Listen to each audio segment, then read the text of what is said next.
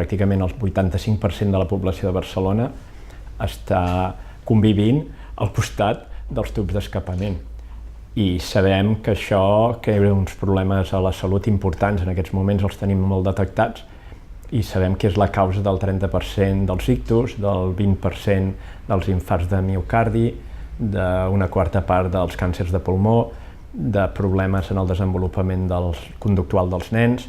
Nosaltres hem fet l'estudi més gran arreu del món de l'afectació de la contaminació en els centres escolars.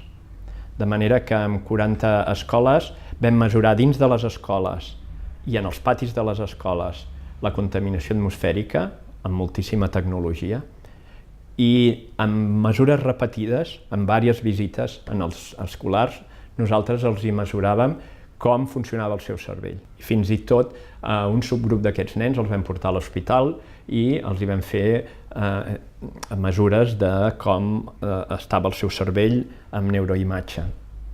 I les conclusions són molt importants.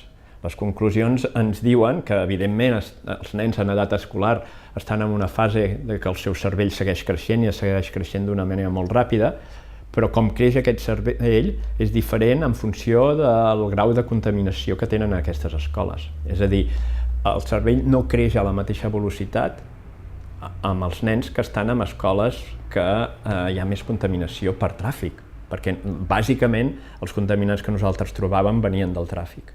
Cal que canviem els hàbits per la salut i també per la salut del planeta.